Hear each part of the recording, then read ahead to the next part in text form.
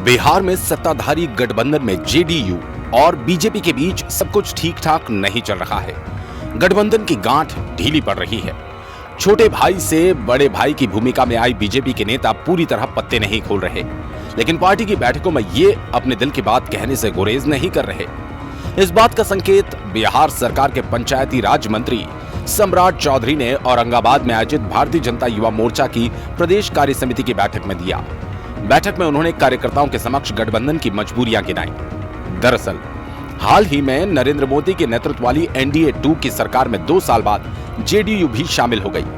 RCP Singh केंद्रीय मंत्री बन गए। तब लगा कि जेडीयू बीजेपी के गठबंधन की गांठ अब मजबूत हो रही है। आरसीपी सिंह के केंद्रीय मंत्री बनने पर नीतीश कुमार ने लल्लन सिंह को पार्टी का राष्ट्रीय अध्यक्ष बना दिया। फिर भी जातीय जनगणना के मुद्दे पर नीतीश के विचार केंद्र से अलग है।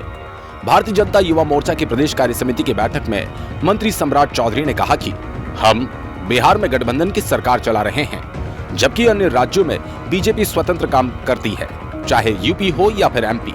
इन राज्यों में बीजेपी चीजों को स्थापित करती है।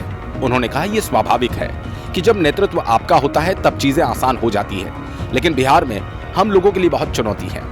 बिहार में काम करना, बिहार की सरकार के साथ काम करना आसान नहीं है, क्योंकि 4 विचारधाराएं एक साथ लड़ती हैं। अपने पार्टी के जनता दल यूनाइटेड के प्रधानमंत्री के कैंडिडेट हैं, इसमें कहाँ इश्यूज है? इसमें तो कोई इश्यूज ही नहीं है। लेकिन भारतीय जनता पार्टी और एनडीए के आज के तारीख में देश के प्रधानमंत्री नरेंद्र मोदी जी हैं और आगे के दिनों में भी देश के प्रधानमंत्री वही रहेंगे। जातीय जनगणना को लेकर नीतीश कुमार जी ने एक बयान दिया है और उन्होंने कहा है कि प्रधानमंत्री मोदी जी से जातीय जनगणना को लेकर स्वाभाविक है। और क्या लगता है आपको कि जेडीयू प्रेशर बना रही है? देखिए, उनकी जेडीयू या नीतीश कुमार जी अपनी पार्टी की बात को रख रहे हैं और अपनी बातों को रखने के लिए वो स्वतंत्र हैं, इसमें कहीं दो मत नहीं है। मंत्री सम्राट चौधरी ने कहा कि बिहार में जेडीयू, हम, वीआईपी और बीजेपी यानी 4 विचारधाराओं के गठबंधन की सरकार चल रही है।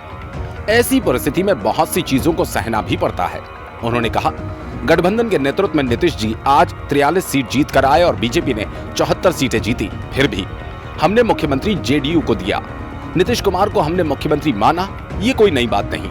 जब नीतीश जी 2000 में 37 सीट जीत कर आए थे तब बीजेपी 68 सीटें जीती। फिर भी इस पार्टी ने नीतीश कुमार को मुख्यमंत्री माना, क्योंकि पार्टी को पूरी तरह से समूह बनाने की जरूरत थी।